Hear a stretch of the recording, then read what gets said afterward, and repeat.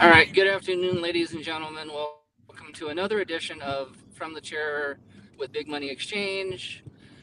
Tonight, or this afternoon, we welcome the Hammer Bros. Nathan, go ahead and take it away. Well, thank you very much for being here. We appreciate it. Thanks for Uh, having us.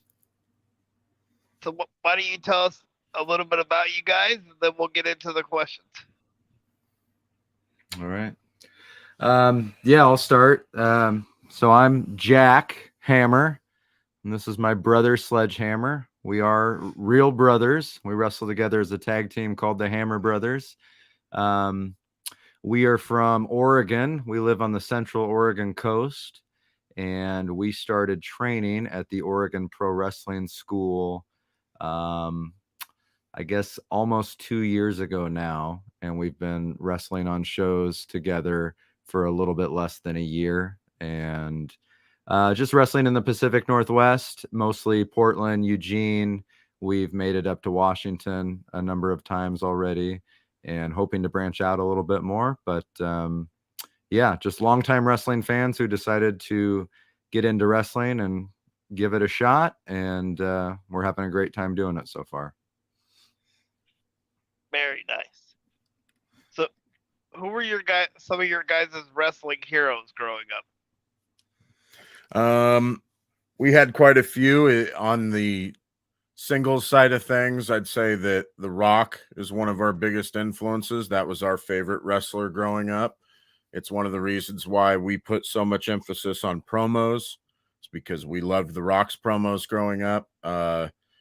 All the other Attitude Era stars like Stone Cold, and then tag team wise, big influences were like Too Cool, the Dudley Boys, any of the like major tag teams from the Attitude Era. Like the Attitude Era in general had a really big influence on us. Very nice. I noticed in doing my research that you guys have very intense promos, which I love. Like in the way that you guys deliver it. How did that come about? Is that got your guys' just natural personality, or? Yeah, well, we knew that from the beginning that our strength was going to be in promos, and that's one way that we thought that we could really stand out. And so we decided early on that we were going to put in a lot of effort, not just into our promos that we post online to help promote matches and stuff like that, but also in promos that have to do with going, like heading to the ring. Like we wanted to do like a New Age Outlaws sort of thing where we would come out and have something to say every time that we're walking to the ring. So that's really where that came from, and we realized it was our strongest asset, I guess. That's what we really wanted to emphasize the most as wrestlers. Very nice. Who is your top 5 tag teams of all time?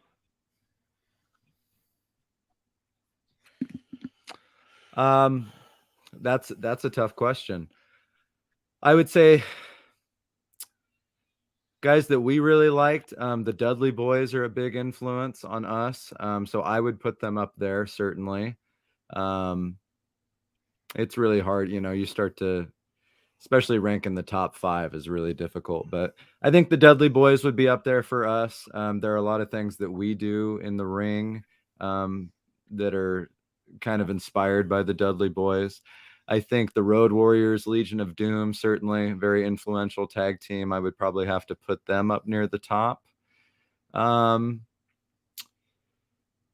Honestly, Edge and Christian, they come to mind. As Sledge mentioned, we grew up kind of during the Attitude Era. And so watching those matches with the Dudley Boys and Edge and Christian and the Hardy Boys, the TLC matches, that was a lot of fun. And I think all 3 of those teams were really special. I'll throw one tag team out there. Now, I wouldn't put them in my top 5 greatest of all time, but in terms of influences for us, a team that we really enjoyed that I think might surprise some people, is Deuce and Domino. I don't know if you remember them from kind of mid 2000s, maybe to late 2000s. But again, they were a tag team that had a really neat gimmick. And with what we do, we obviously are kind of a gimmicky tag team where we have an occupation sort of gimmick. And so we just really appreciate the characters. And I guess also, I don't know, greatest tag teams ever. I think New Age Outlaws, Sledge mentioned them being an influence on us with their promos. We just appreciate the tag teams and wrestlers in general who are characters and have that charisma. And so those are some of the teams that come to mind for me. And those are also like teams that directly influenced us. And I think that'd probably be a different list compared to who we think the best tag teams ever are. Like best tag teams ever, you might have like Midnight Express, Arn and Tully, but they weren't necessarily that influential on us. Like obviously we've watched a lot of their matches because we're tag team wrestlers, but it's in terms of their style, they haven't been as influential, but in terms of their greatness, they're probably some top 5 teams ever. So that's kind of the difference between those two. So, I like to compare people like wrestlers if I watch a lot of their stuff, and I kind of compared you guys as a combo thing to like Heavy Machinery and like the Alpha Academy right now. Just like your guys' movements and the way you move around the ring and stuff. Yeah, it's funny you mentioned that because we get the comparison to Heavy Machinery a lot, both in gimmick and just kind of, people kind of see it like I'm the Otis and he's Tucker. And the funny thing about that is we actually train with Tucker Knight at Oregon Pro Wrestling School. So he's had a big influence on us as well. And the whole Hammer Brothers shtick, that was something that predated meeting Levi. But as we were training, we walked in one day and our trainer was like, hey, Tucker Knight from WWE is going to be here, and you guys should come to training tonight to meet him because, your guys' whole thing is very similar to what Heavy Machinery did. So that was really cool to get to work with him. And he had a big impact on us, I think, and helped us kind of perfect our style, I guess you could say.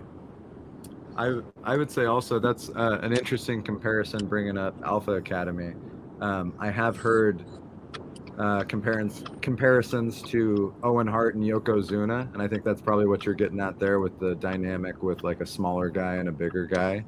And but that's the first time I've heard the Alpha Academy one, but that's a good one. And I think that they try to be funny too, and I think that's something that we try to bring to the table with our gimmick and our act. But I really think it's cool that we have that dynamic of the big guy, little guy, because you don't see it a ton. Typically with tag teams, you kind of have one style. Maybe both guys are like high flyers. Maybe both guys are big power guys. And with us, you can have a little bit of a variety because I'm smaller and a little more agile. And then you got Sledge, who's the bigger power guy. So, yeah, I think we have kind of an interesting dynamic, but that's a cool comparison to Alpha Academy. I have not heard that one before. And it's funny you brought up Levi Cooper. He was actually our first guest on this podcast. So very nice. Levi's awesome. We really, really like Levi. And I know you guys have wrestled like at SOS and POW and stuff like that. Can you tell us about some of the different promotions you've wrestled at in the Northwest? Yeah, we've worked for a bunch of different ones at this point. Like you just mentioned, POW, SOS. I'd say POW and DOA are kind of our main 2 promotions at the moment.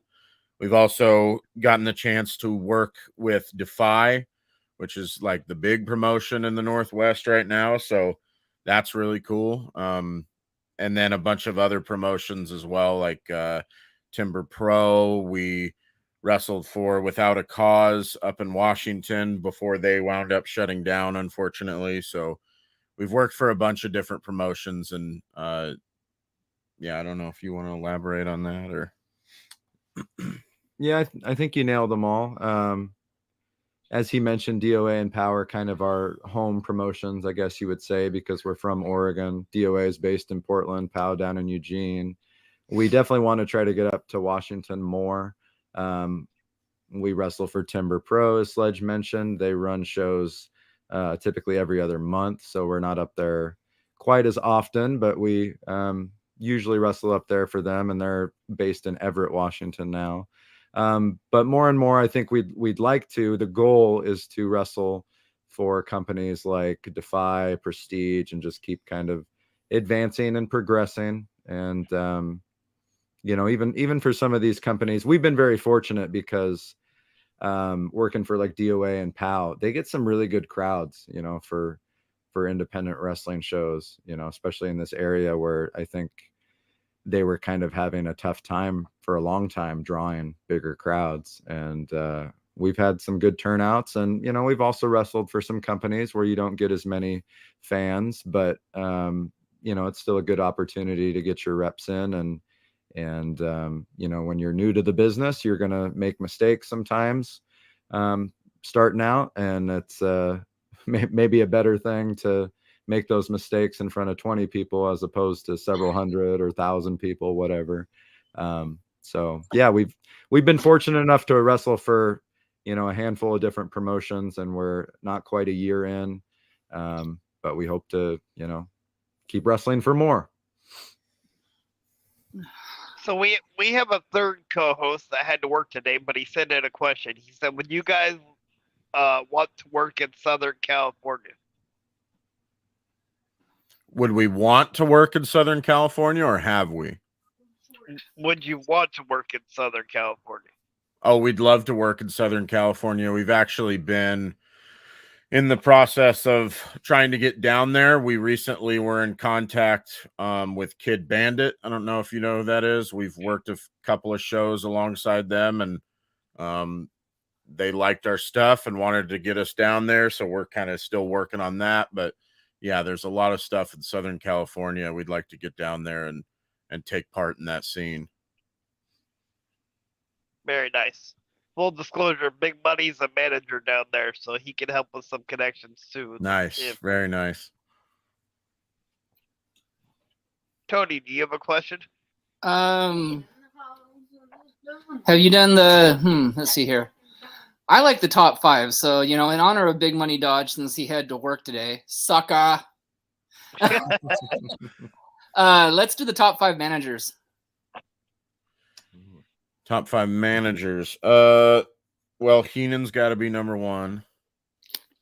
After that, in no particular order, I'd say Paul Bearer is one of my favorites. I'd put Heyman up there. I really like Paul Heyman on the microphone. I think he's been great with a number of guys, but I would agree with Sledge. I'd probably put Heenan number 1. I always enjoy watching old Bobby Heenan clips. But Heenan, Heyman, Paul Bearer, we were big fans of The Undertaker, especially early on when he was still kind of doing the mortician kind of gimmick.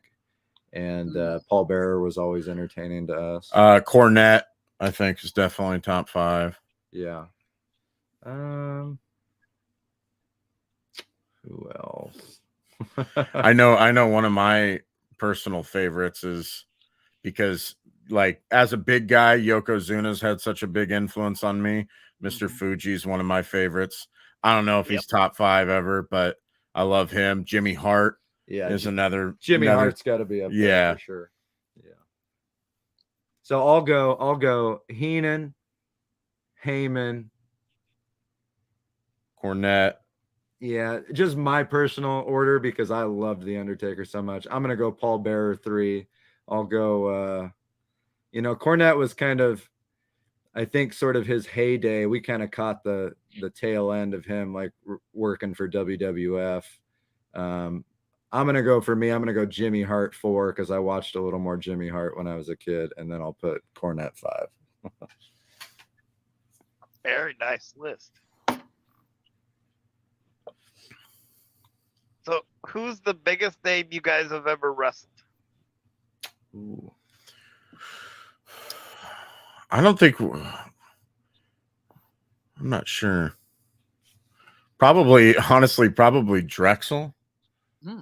Like I don't know that, because most of the big names aren't in the tag division. I'd say most of them, like, we've shared some locker rooms with some big names, like Kid Bandit's really on the rise right now.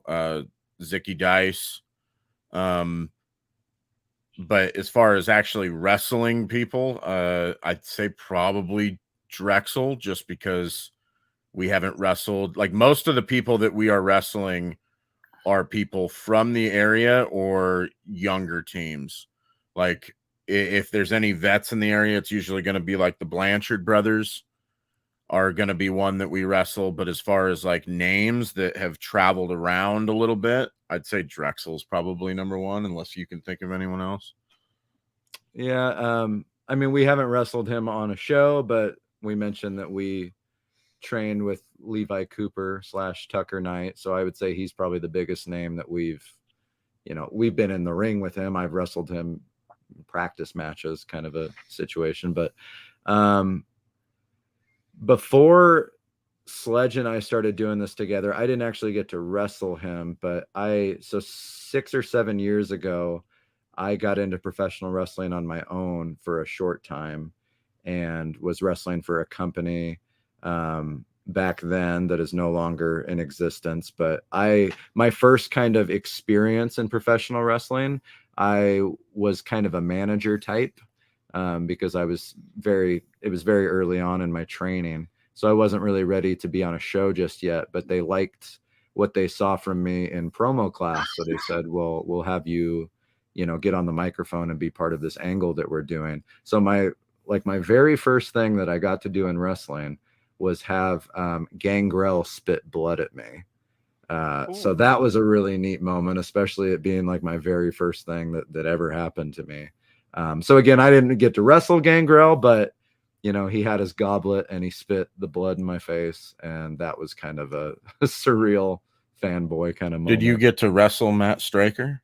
I did. So I did. That's true. I did get to wrestle Matt Stryker. You might remember from WWE. That was years ago now.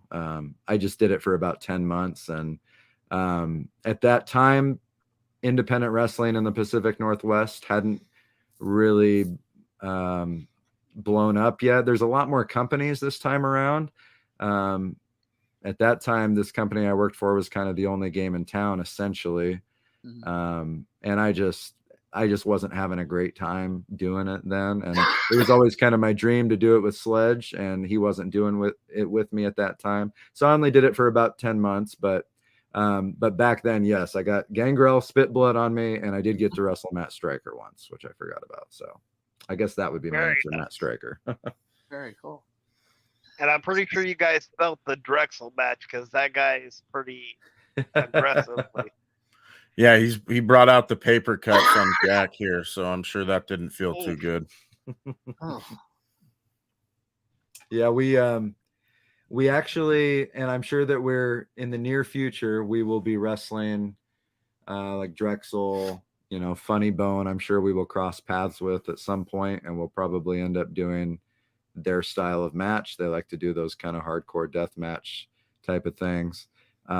We haven't done a ton of it yet, so we look forward to trying that out. It's not really our usual style, but we did get a taste of that last weekend at DOA. We had our own kind of signature gimmick match called the Destruction Zone match. So we got to kind of get our feet wet with using weapons and stuff, and it was a construction themed thing to fit our gimmick. So yeah, Drexel, I think I've only gotten a little bit of a taste of what he can do, but I'm sure that we will cross paths again in the future, and it'll only get more violent.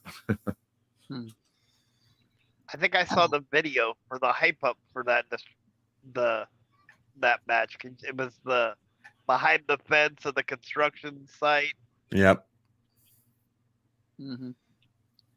Yeah, that was it was a video that Sledge actually put together, and we were kind of inspired by the old, if you remember when The Rock and Stone Cold wrestled at WrestleMania 17, and there was that kind of iconic hype package with the Limp Bizkit song "My Way," and so Yep.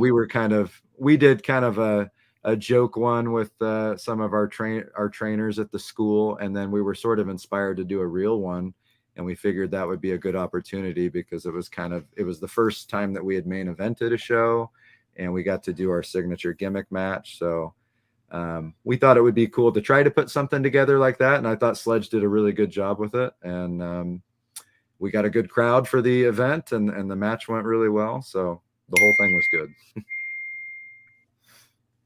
And before we go on, correct me if I'm wrong, did you guys just turn heel, or are you heel in DOA? Yeah, Has DOA. that been different for you guys being faces, Yeah, it's a lot before different. We turned heel at DOA a few months ago now, probably 3 or 4 months ago. And yeah, it's a lot different. You got to kind of remember who you are almost going from one promotion to the next, and because it's so different being a heel versus being a face. So yeah, it's pretty fun getting to be a heel though. It's nothing beats getting a big reaction as a baby face. There's nothing quite like that. But I'd say overall being a heel is probably even more fun, just because I don't know, something about getting fans riled up is a lot of fun. And I think that in a lot of ways, we're almost natural heels just because of our charisma and our in-ring style. Like, we are not high flying people that are going to get crowds really excited. Like, we get them excited in other ways when we're baby faces by doing cool spots. Like the wheelbarrow is one of our signature moves that a lot of people love. But as heels, our style really meshes well with being heels. So it is a lot of fun to work heel, definitely. I would also say, well, funny thing is, when we were training, my initial thought was that we should start as heels, and our trainers actually said, no, you guys you're gonna be really over from the start. They're gonna love the characters, they're gonna love your charisma when you're talking on the mic, and so they kind of convinced us that we should start out as baby faces. But the reason that I thought maybe we should start out as heels is, one, I think that people in general, and especially wrestling fans, are kind of cynical, and it's hard to get them to love you right off the bat. I think people are going to be more inclined to not like you or just be indifferent to you when you first show up and they don't know who you are. So my thought was, well, maybe if we come out and we're heels to start, it'll be easier to get them to hate us because they're already not going to care about us. They don't know who we are. I just think it's easier to kind of get somebody to go from neutral to not liking you versus neutral to getting them to like you. So that was my thought process. But our trainers kind of talked us out of that, and I'm glad that they did, because it turned out they were right. When we debuted our very first show, which was at POW Pro Wrestling, the crowd immediately responded in a very positive way to what we were doing. So I'm glad that we trusted our trainers on that. But as Sledge said, I think it is a lot of fun to be a heel. I probably prefer to be a baby face, only because, as Sledge mentioned, when you get a big pop, it's a really cool feeling.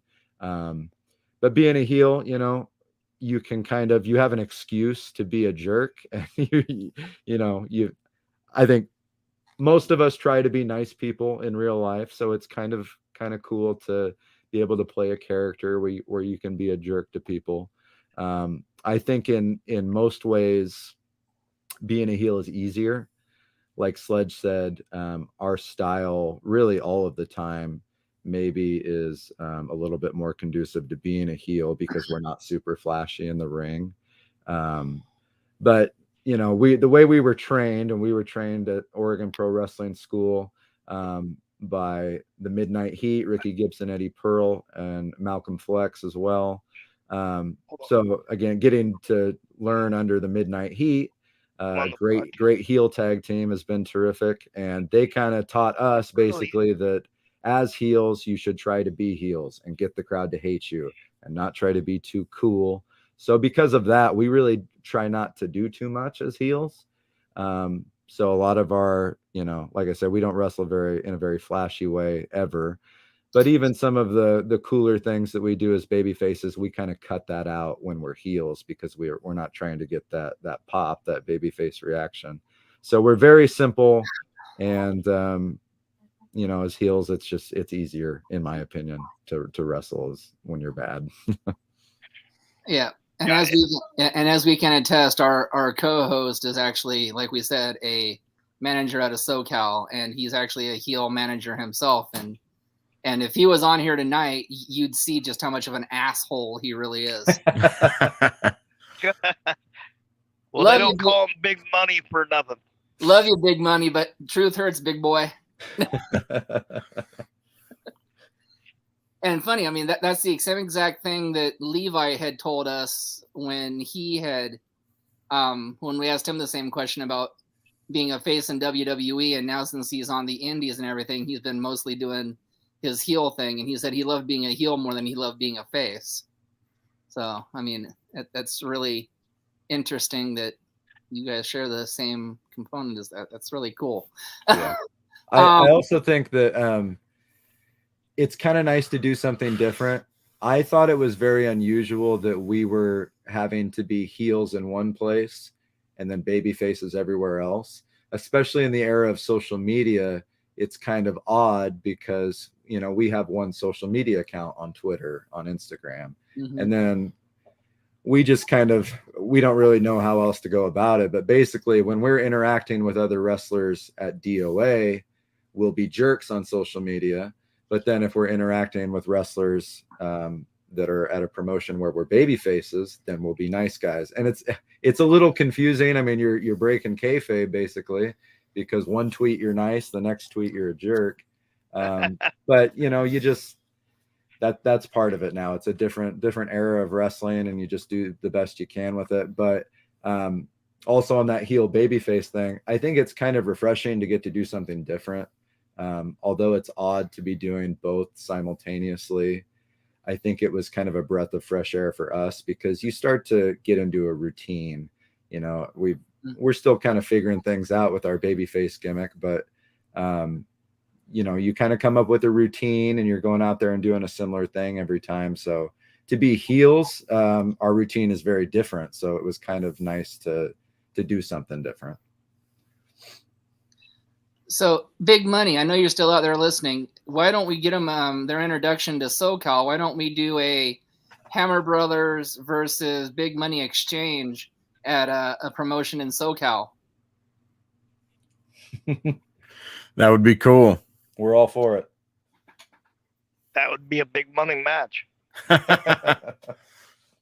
Sorry, we've got to plug Big Money. He actually bought the podcast, so we've got to plug our silent partner today.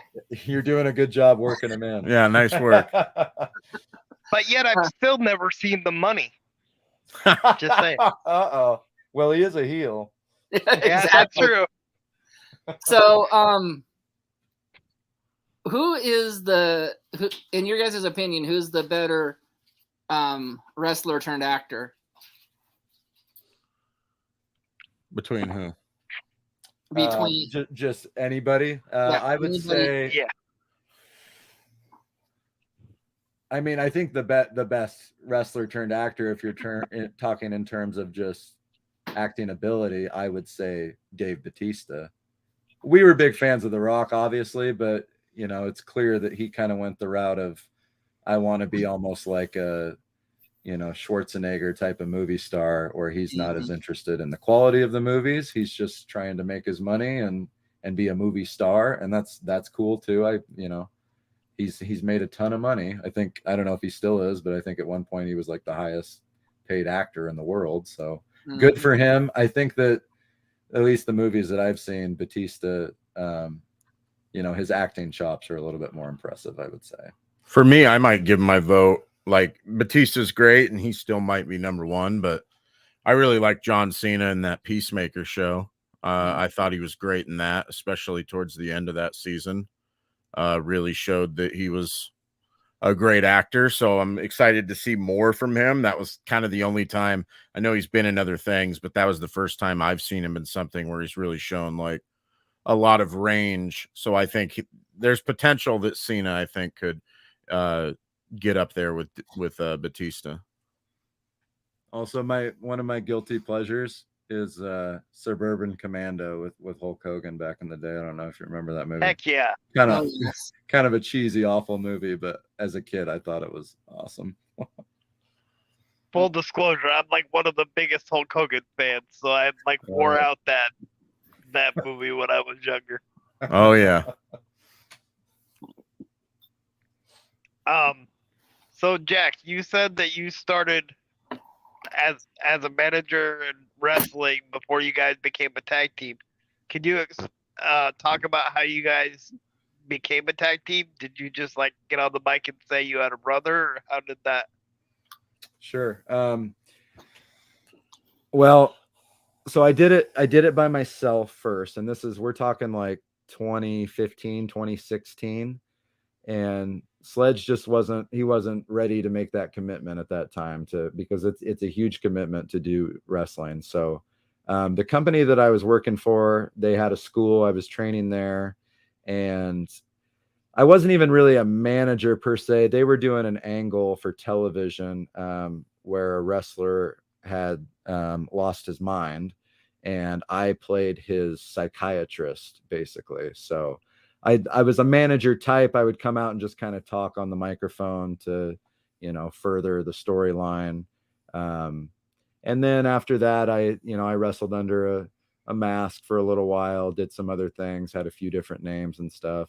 But as far as how we became a tag team, when we decided to go train at Oregon Pro Wrestling School, I messaged Ricky Gibson, who I actually knew from my time before when I was wrestling, and I had actually wrestled him once before.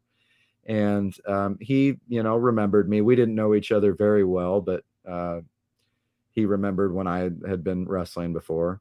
And I told him, well, my brother's coming along, and we started training together. And we didn't really have to I wasn't sure how this was going to work, if we were going to have to kind of, pitch ourselves as a tag team, but it really wasn't ever a question. I don't think. I think we just kind of showed up and we, sort of said, well, we plan on wrestling together as a tag team. And it was just accepted from the beginning at the school. And then, we're very fortunate. Ricky has been so good to us, and he's really, been the reason we've gotten some of these opportunities early in our careers, being on, these local shows, because he's been wrestling for a very long time and he's got a lot of connections and knows a lot of people. And I think he saw something in us and, went to these different promotions and said, hey, I got these brothers who are, they got something, and I think you should put them on the show. So we haven't really had any kind of pushback from anybody as far as, our, partnership or our gimmick or anything. We've basically been given the freedom to do our gimmick as we envisioned it. So there hasn't been really much to it. It was just, we showed up, we said, we're the Hammer Brothers, and everybody said, sounds great, go for it. And you guys said you wrestled the Blanchards. I think that's a huge learning tree also, because they've been wrestling in the Pacific Northwest for a while now. Yeah.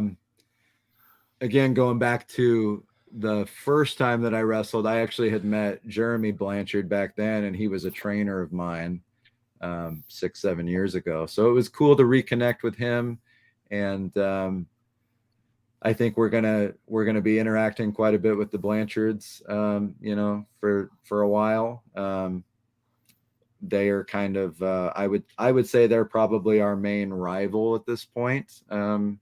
We've wrestled them just about as much as anybody, and I'm sure we're going to have a lot more matches here in the near future. So, yeah, it's been fun to work with them, and I think they have kind of an old school style, and With them being bigger guys, it's a nice challenge for us, and I think it's cool for Sledge to have a couple guys that can kind of match up with him a little bit. Yeah, that's kind of something we have in common. I did a training school, or was involved in a training school in Washington, and Jeremy and Bubba gave me my first like big confidence because I was doing commentary because we were doing the training shows, and they called me a young JR. Hey, When I was just starting. So that to me was huge, coming from, them. Yeah, that's high praise too. JR's the best ever in my opinion. So Yeah.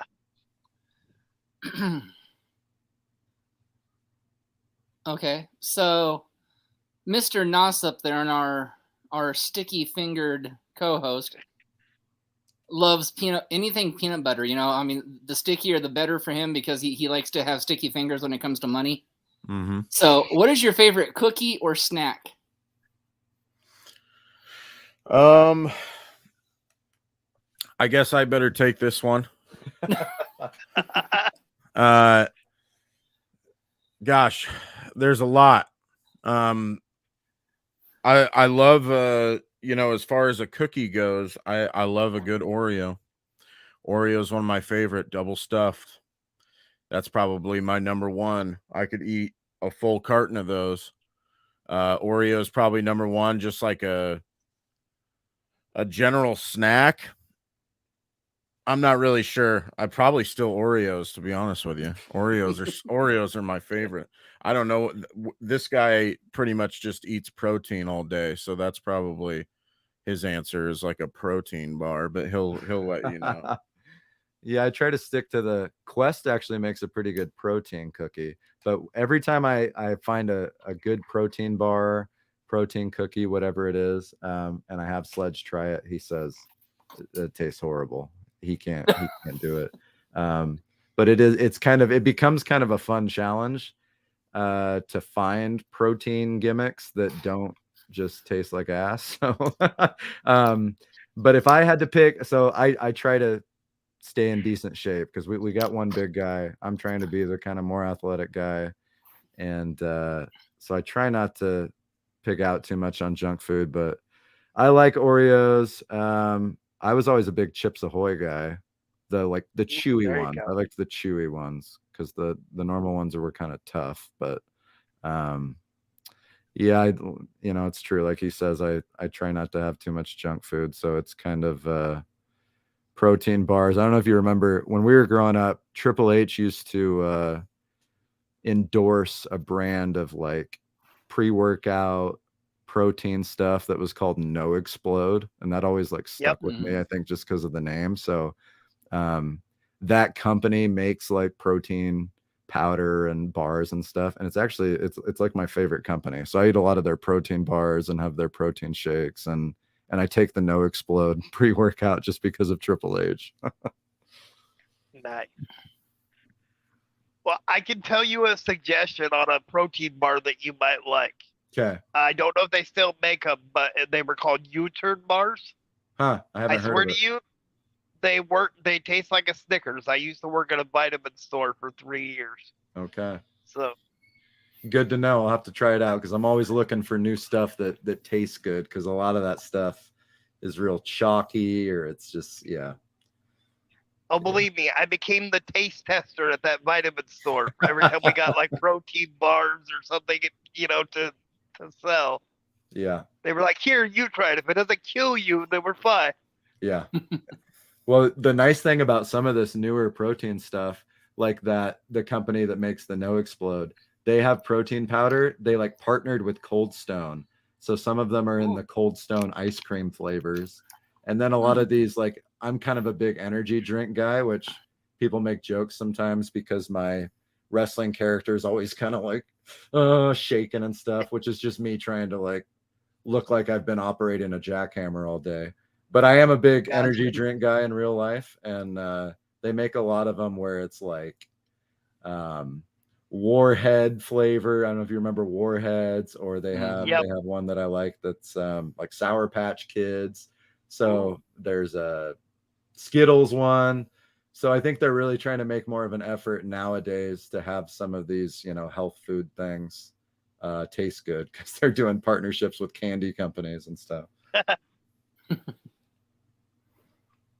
So, can you tell us how your guys' finisher came to be? And I think that's different than when we ask it to some other people, because I think tag team finishers are interesting because you have to find one that works with both people. Yeah, so that's an interesting story, because initially we had an idea for a different finish, which was going to be called the boom lift, which was essentially going to be, we both, one of us has the guy's top half, and the other one has his legs, and we just throw them up as high in the air as we can. And when we tried that, when we were working on it in training, we realized that it just wasn't going to be possible, and that even if we could do it to someone, it wasn't particularly safe. And then if we were wrestling bigger guys, it wasn't going to look very good. They weren't going to get up very high. And one of the worst things you can do for a finish is have something where the person needs to know what it looks like to know how to take it. And in that move, It was like you'd have to explain it to them and show it to them, and having to do that every single time we wrestle someone new who doesn't know what it is just wasn't going to be feasible. So we said, all right, where could we find some other kind of move that we could do to almost anyone? And our trainers are really into old school tag wrestling. So this goes back to like Arn and Tully, and their finish was that spike pile driver. And so we said, well, maybe we could mix that in, because we were thinking about, we all of our stuff is named after construction gimmicks. So we have the wheelbarrow, he does the jackhammer, he does the steamroller. We have all sorts of different moves that are named after construction equipment. So we said, all right, a diesel hammer, that's like a really powerful pile driver. So that works because a pile driver is a move. Is there a pile driver move we could do as a finish? And just in training, just naturally, I had started doing kind of the Rikishi driver. And because we were looking for what are some big guy moves I could do as a finish. And then we're like, well, maybe if we do the Arn and Tully thing and turn that into a tag finish, that could work out. And we're like, hey, that's perfect, because that's a pile driver. Diesel hammer is a really powerful pile driver. It all works out. So we said, all right, let's have our finish be the diesel hammer, where Jack comes off the second rope. I give him the Rikishi driver, and he pushes him down with me. And it's just, we thought it was a really cool finish because it could be done to just about anyone, and it looks devastating. I mean, a 500-pound man plus his 225-pound brother coming off the second rope, no one's going to kick out of that. So we thought it was a great idea for a finish. Sounds like a nasty finish. Yeah.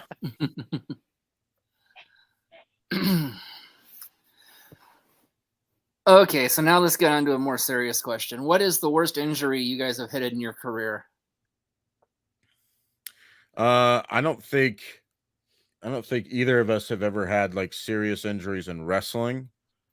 My most serious injury is probably what happened to me at DOA, which is why I'm wearing this Band-Aid. It's all healed up a little bit now, but we had that destruction zone match, and I was stuck behind a piece of plywood, and a guy ran through it, and when it cracked, it just messed my face up. I mean, my nose was cut up. I had a mark here, and then this is still healing. And it, it exploded in my head, was bleeding out everywhere. So that's probably the worst thing that's happened to me. I've had some minor nagging stuff. Like one time I went for a clothesline in training and hit the guy's shoulder and messed my arm up for about a week, but it wasn't anything serious. And then some knee pain here and there. But as far as actual injuries related to wrestling, nothing too serious. But he has had serious injuries outside of wrestling that he could tell you about.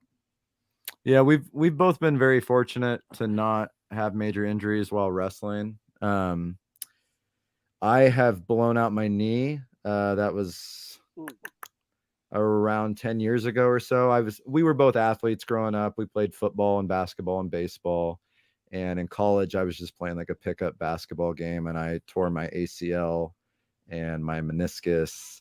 Had to have reconstructive surgery. So my knee doesn't work very well anymore. I'm able to do what I need to, but it's part of the reason why our style is a little bit simpler, a little bit safer. We both would like to do this for as long as we possibly can. And, in order to have that longevity, we have to avoid major injuries. So that's something we're very conscious of. We're trying to take care of our bodies that way. And yeah, so far, nothing crazy. The first time that I wrestled, I got suplexed on my shoulder and had kind of a shoulder issue for a while. I was still able to wrestle and stuff, but for me, a big part of the wrestling routine is going to the gym and lifting weights, and I wasn't really able to do some of the stuff in the gym that I would normally because of that shoulder injury. But yeah, for the most part, we've been pretty lucky. I'm sure that injuries are coming because that's part of wrestling. But as I said, we try to be as safe as possible, keep it simple. Because to us, I think we have enough with our characters and our promo ability that we can get over with the crowd without doing like super high risk moves. And if that's the case, then it's really just kind of stupid for us to do a lot of that high risk stuff and risk, injury when we don't really have to wrestle that way. But yeah. So, your top 5 indie tag teams. Ooh. And feel free to put yourself in there. Well, we're number one, obviously, but for indie tag teams, I mean, I love our trainers. I would honestly put our trainers top 5.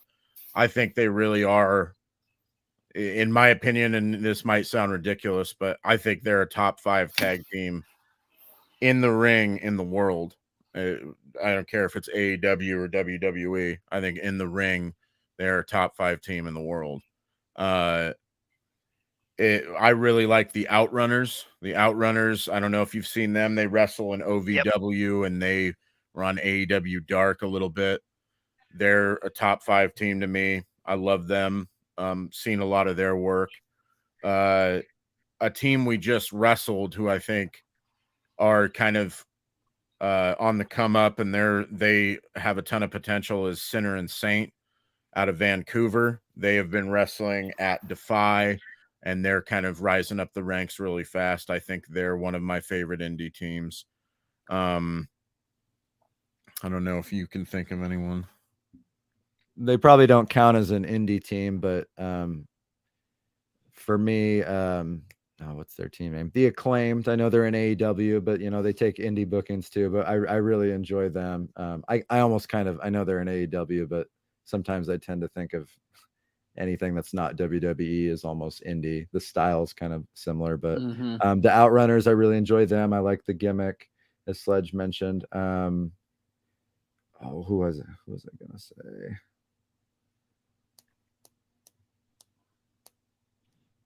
Gosh, it's hard to think of teams. There's one team that I just saw recently. They just had the Crockett Cup in NWA, which was a bunch of tag teams and stuff like that. There's a tag team there that are called the Brothers of Funstruction, and it's a clown gimmick. And one of them, I think, is named Yabo. Yabo and Ruffo. Yep. I love what they do. I think they're good workers too. Like, you see that they're dressed up as clowns and you think, okay, well, they're just going to be all gimmicks. But I watched their match in the Crockett Cup and they're both great workers from what I've seen. So I really like them. I would put them up there. I got one. And I actually don't know if they're really operating as a tag team too much anymore, but the Mason-Dixon line, which is they're based in the South. Thrillbilly Silas Mason, he's in NWA now. He actually used to wrestle in this area, and he's one of my very good friends in wrestling. and I think he has a ton of potential. But he's in a tag team with his partner is Dangerous Devin Dixon, and I haven't seen a lot of their stuff recently because I know Silas has been busy in NWA. He's been wrestling singles, but check them out if you haven't seen them. Thrillbilly Silas Mason on NWA, big guy. He's probably 6'5", 270 pounds, and he can talk, and he has kind of that kind of old school Southern hillbilly sort of gimmick. But they're a really fun tag team to watch, and Silas in particular, I think, has a lot of potential to go places, and I'm glad he's finally getting a shot at NWA. But yeah, we're hoping to kind of branch out and get to wrestle in some other places, wrestle in different states and get to meet some of these other tag teams.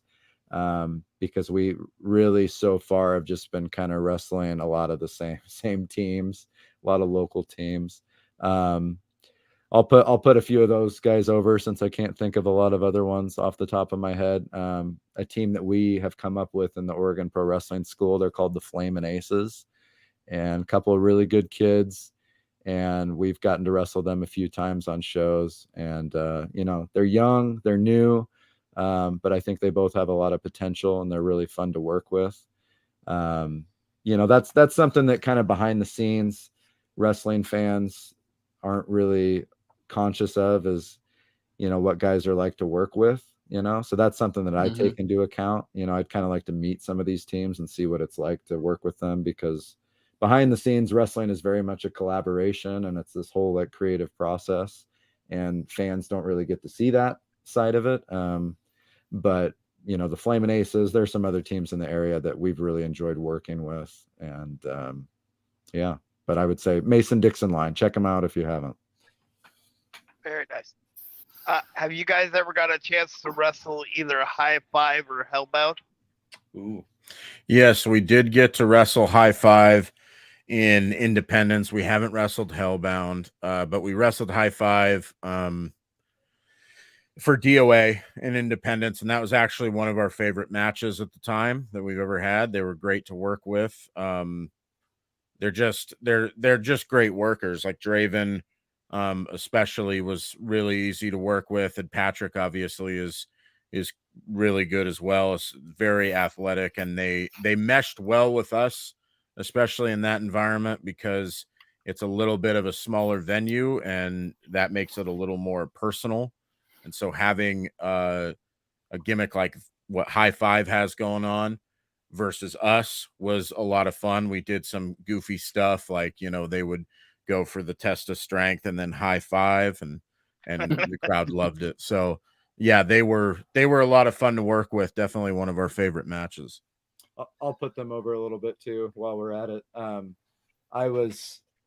I knew about both Patrick Large and Draven Vargas, hadn't gotten a chance to work with them before, and I was really impressed by both of those guys. And I think it's a shame that they haven't gotten more opportunities outside of the local area, because I think they're both very good with their psychology. They have a really good understanding of how to connect with the audience.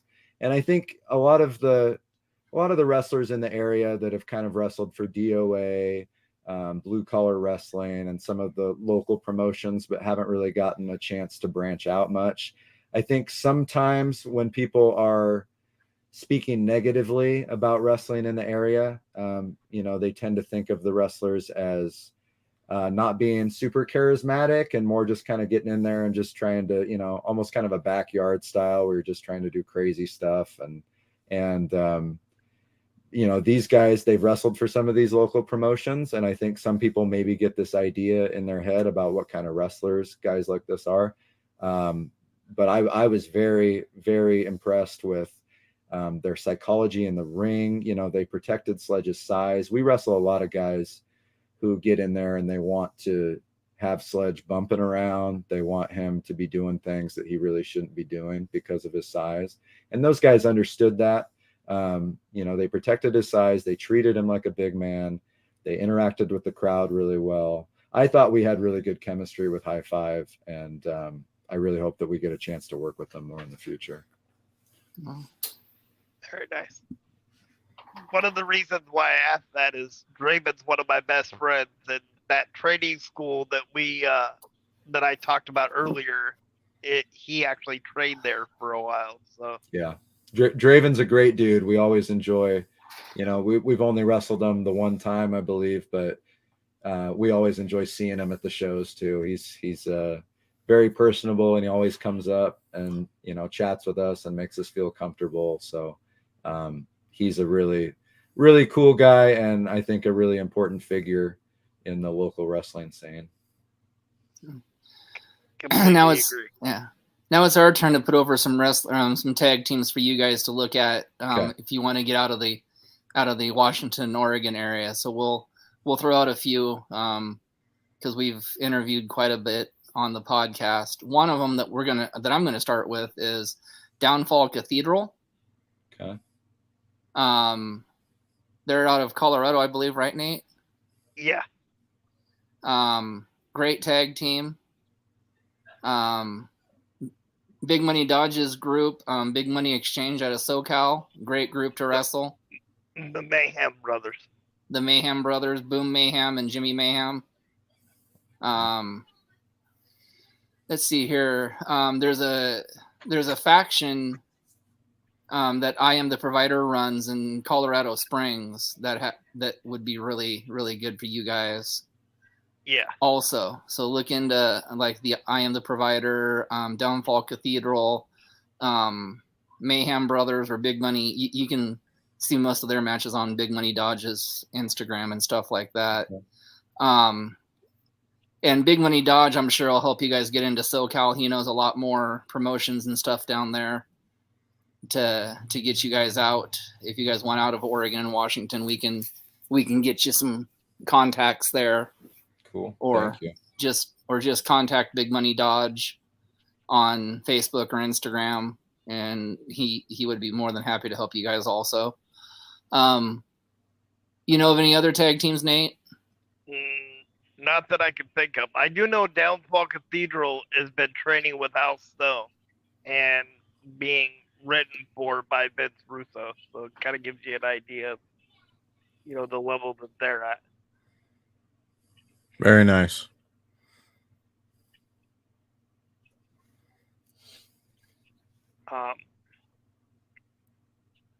So if you guys had one dream tag team opponent from any generation, no questions asked, who would it be and why? We might have different answers. For me, I would love to wrestle the Road Warriors. I think that would be number one for me. It'd be a really cool matchup because they were both big muscular dudes, and then having to go up against somebody like me who's not muscular but certainly bigger than they were. So that'd be an interesting matchup. And then Jack obviously having an advantage like in the speed and athleticism department. So that'd be a really cool matchup. And also just seeing like how over those guys were like in Japan. That's kind of a dream reaction that we hope we could get someday. So I think like wrestling the Road Warriors in their prime is something that I think would have been really, really cool. It's kind of an interesting question because I feel like you could answer it two different ways. Like for me, there's the wrestling fan part of me, and then there's the wrestler part. The wrestling fan, I think it would be it's this is kind of a funny thing, I suppose, but Too Cool was like a huge. We actually dressed up as Too Cool for Halloween when we were kids. I was Scotty Too Hottie, Sledge was Rikishi, and then the kid down the street, the neighbor kid, was Grandmaster Sexay. And we really enjoyed their act. We were just kind of at the right age where we appreciated what they did. And I did a podcast recently where I revealed this, and the gentleman was kind of like, "Oh my goodness, I can't believe I didn't think of this." But our wheelbarrow move, I don't know if you've seen us do it, but it's basically we get into like a wheelbarrow lift position where Sledge is holding me, but then I walk around the ring in kind of a semicircle on my hands, like a wheelbarrow race. And and then he lifts me up in a wheelbarrow hold, and then I splash the guy on the ground. And that was really inspired by the worm. It's kind of a similar thing where it's this big theatrical move. We even go around in a half circle the same way that Scotty did when he was doing the WORM, and then come towards the guy and then hit a pretty simple move on him. So it's all theatrics, but there are a lot of things in tag team wrestling where we kind of looked at something that a team did and then thought, okay, well, how can we take that and make it our own, basically. Essentially do the same thing, but just make it fit what we do. So Too Cool would be a team that I think would be a lot of fun to wrestle, where I just kind of mark out. As a wrestler, I think that it would be a lot of fun to work with FTR. I think both Sludge and I have a lot of respect for their in-ring ability. They seem like guys similar to the Midnight Heat, where they can adapt their style. And I think that they have a really good understanding of psychology, but they can also, adapt to fit the needs of whoever they're wrestling, which I think is a really important part of being a good wrestler. In our short careers so far, we've learned that you really have to kind of change how you do things based on who you're wrestling, because you can't treat everybody the same. You're going to wrestle guys who are bigger. You're going to wrestle guys who are smaller and faster. And I think FTR, they've proven that they can wrestle many different styles and they can have really good matches with just about anybody. So from a wrestling perspective, as a wrestler, I think it would be a lot of fun for us to work with somebody who's that caliber, who could probably make us look really good. I think that we would learn a lot from them and probably have a really good match with them. Very nice. Very nice. Go ahead and ask one more final question, Nathan, then we'll get into closing. What advice would you guys give an inspiring tag team that wants to get into the business? I would say, first of all, please get into the tag team division, because there's not enough tag teams. Most people who get into wrestling, if they're fans, they envision being in the main event of WrestleMania one day and being, the big singles guy who wins the, WWE or World Heavyweight Championship on the biggest stage. I don't think there's enough people in tag team wrestling. So I hope that more people will actually want to get into the tag team division.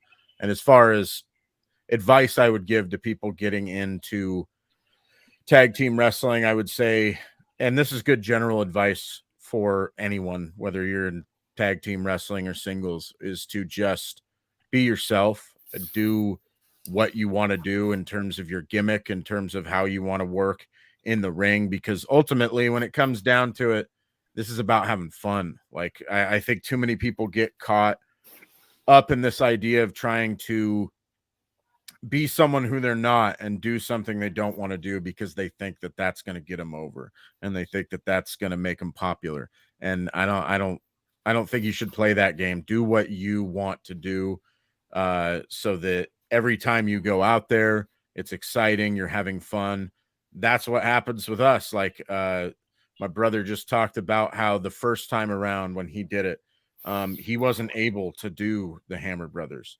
And that's ultimately why he wound up leaving the business for quite a few years, is because he wasn't happy. He didn't get to do what he wanted to do gimmick wise. So now that he gets to do what he wants to do, and I get to do something that I think is really fun with the Hammer Brothers, it's a joy every time we get to go out there and wrestle. So general advice for people, I would say, be yourself, do what you want to do, and make sure that you're always having fun every single time you go out there. Yeah, my Very good advice, I think, would be to be prepared. I was really shocked when we got into the business. I was shocked at how many people kind of got into it without any kind of a plan. And people have different opinions on this, but I came into wrestling with an idea for what I wanted to do gimmick wise, how I wanted to wrestle. I basically had everything figured out. And I kind of had everything set up on PowerPoint. Like I knew what my gear was going to look like. I had started designing t-shirts. I had all these kind of ideas. And I know some people are, more creative than others, but I would come in with some kind of a plan. Because I think a lot of the young wrestlers that we have come up with, a lot of them, the ones who haven't made it onto shows yet, even if they feel like they're ready and they're just not getting booked, I think that the biggest hurdle is just not having anything that makes them stand out from the crowd. So they have the training, they're ready to go in the ring, but they're not getting booked because there's nothing interesting about them. There's nothing that makes a promoter go, oh, I need this guy on my show. So my biggest piece of advice, and I tell people this when they ask me for advice, is to come up with something creatively that's going to make you stand out and give promoters and bookers a reason to book you on the show. If you're just a guy with a normal name, with no gimmick, there's nothing interesting about you, you're not giving anybody any reason to put you on the show. Now occasionally things work out for guys if they're just freaks of nature athletically. Sometimes you can get away with not having a whole lot of personality, or having kind of a bland character. But most people are not, world-class athletes. So you have to figure out some other way to stand out. And for tag teams especially, I would say find, if you're interested in being a tag team, find somebody that you feel like you mesh with. We're pretty lucky because we're brothers. We fight all the time though. Like we both will butt heads about creative decisions. We don't always agree on everything. And, we're both very passionate. We want to put out the best product possible. We want our act to be as good as it possibly can be, but we don't always see eye to eye. But luckily we're brothers. We'll fight about it. We'll get over it. And most of the time, hopefully, we end up with something that works really well, even if it took a while to get there. But I would say, if you don't have a sibling that you can tag with, find somebody that you feel like you're gonna gel with, because we've already seen some teams in the area where they tried it out and it wasn't really working, or they've been trying it out and there's tension, and it's like being in a relationship basically, because you're with each other all the time. You're having to make all of these decisions together. So you got to take it seriously and make a smart decision about who you team with. Yeah, that's what I was gonna say. Tag team specific advice is make sure whoever you tag with is somebody you like, because kind of piggybacking off of that a little bit is you got to understand that wrestling is about compromise. Like there's going to be a lot of times where you disagree, like you said, and you got to just come up with something where both parties are going to be satisfied, and just be adults about it and understand that you are going to disagree on things. And that doesn't mean that, you have to get like at each other's throats about it. Like he kind of alluded to, we know teams where they've tried to team up with each other, or even currently are, and they're always bickering and getting in fights because they can't agree on what they want to do as a team. And it's like, you can't take it personal. You got to just work together and compromise and understand that you're not going to agree on everything, and that doesn't mean that it's like a personal attack on the other person. Sometimes he'll come up with an idea that I think is terrible, and I'll come up with an idea that he thinks is terrible. That doesn't mean that I think he's an idiot and that we need to, start brawling or something. It just, is a creative disagreement, and you got to work through it and not, hold a grudge against each other. So definitely make sure that, whoever you tag with is somebody you really enjoy spending time with, and understand that this is a creative process that's all about compromise. Very nice. And before you ask your last question, one of my dreams was doing this podcast. The other one was to run my own promotion. And in the future, I'm going to do that. And we're putting together a Special Olympics benefit show. And I would love to have the Hammer Bros come down and do that. It'll be in Washington, so it's not really that far for you guys to Yeah, we'd love And to I do it. You contact us anytime, DM us, email us, whatever you need to, and we'll look into that for sure. All right, sounds good. Okay. Well, like I said, seems how we're running a little low on time. We're gonna just go ahead and get into the closing. So before we go, though, I wanna plug again for Big Money, because he's not on, and he would really be upset if we didn't. Starting in July, Big Money Compound, a wrestling school in Pullman Wrestling. What makes this wrestling school so unique is for the first month, or for the first few months until they can get a ring, they're going to do online training. And you say online training. Well, that's not going to work. Well, this is coming from people that have been in the business for 20 plus years or so, on how to eat right, how to, just the psychology of the wrestling before you get into the ring. So he's going to start doing this in July on Tuesdays and Thursdays at 7 p.m. And I believe we're going to start it on the StreamYard platform as well. So anybody that's interested, it's $25 per session, $125 a month. Big Money Compound. Find it on Instagram, or you can get a hold of Big Money Dodge on Facebook, Instagram, Twitter. Again, and the first trainer, the very first class, the very first trainer is none other than SoCal Crazy out of Southern California. 20-year vet, great guy. We've had the pleasure of interviewing him on this podcast. So starting in July again, Big Money Compound, Pullman, Washington, Big Money Dodge. It's for anybody in wrestling, anybody that wants to become a wrestler, anybody that wants a refresher. Great class, great guy. Nathan, go ahead and plug the other two sponsors. It's the CARE program, Community Action Reaching Everybody. And to get a hold of the person that's in charge of that, you can get a hold of Becky Bernhardt on Facebook. And the other one is Bruce Nichols Painting for all your painting, pressure washing, and lead removal needs. And you can find him on Angie's. So for the Hammer Brothers, for Nathan, I am Anthony Wagner. We'll see you guys next time on From the Chair with Big Money Exchange. Good afternoon, everybody. Thank you very